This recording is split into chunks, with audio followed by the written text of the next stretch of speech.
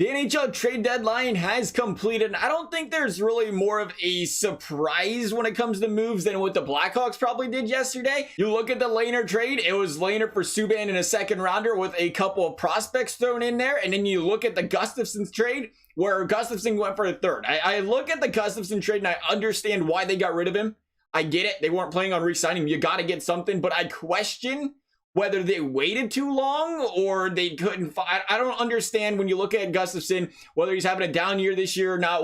Regardless, you look at this guy, he had an exceptional season last year. Somebody had to be willing to give up more than a third round pick for Gustafsson at some point in time. When you look at some of just because from the pure fact that it seemed like this season was a year where the trade value the market was kind of tight. It cost a lot more for some players than what you're used to seeing paid for. So when you see a guy like Gustafsson, who maybe he sees plays on a different team and he starts to turn the season around and play a lot better, it surprises me that a team wasn't willing to give up more than a third. And it almost makes you feel like they just waited too long to an extent where it's, well, somebody's, teams are backing out now. Teams aren't willing to make the trades. They've made the moves they wanted and they're just kind of forced to settle for whatever they can get at this point. I don't know. I understand though, you do got to get something for these guys. If you plan on letting them be a UFA, you're getting nothing if you just let them walk out the door. So a third round pick's a third round pick. But then you look at the Lehner one. The Lehner trade was a little bit more interesting because the reason we always see the Blackhawks dumping players off year after year, it seems like, is because, you got the Taves contract, the Kane contract. They are seemingly always in some sort of cap predicament, so they got to unload these guys. But Lehner was a guy who made it known he was willing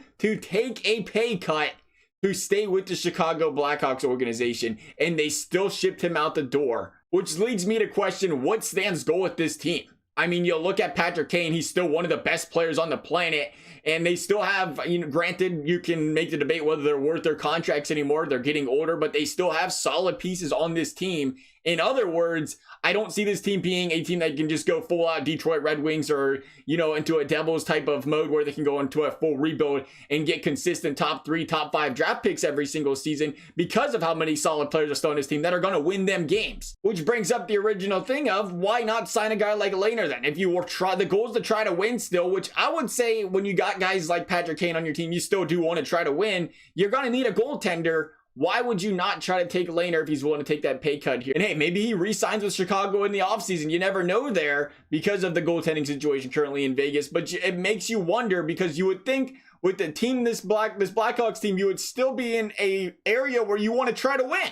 So if I'm a Blackhawks fan, that's my biggest question with Stan Bowman. I would like to know the direction you plan on taking the Chicago Blackhawks, because the last thing you want to do is get stuck in a middle rebuild phase where you kind of want to compete, but you kind of want to rebuild and sell at the trade deadline all the time. Because what happens then? You go 3, 4, 5 years in a row where you're drafting, from the 8 to 15 range in the draft, which then raises concerns about the future. Now, granted, I think the Blackhawks have done a good job in the draft the last couple of seasons, but you wonder how many times you can hit on those 8 to 15 range players that are going to be effective team builders for the future compared to being able to get those top 5 picks consistently, or in the Blackhawks case, just trying to win.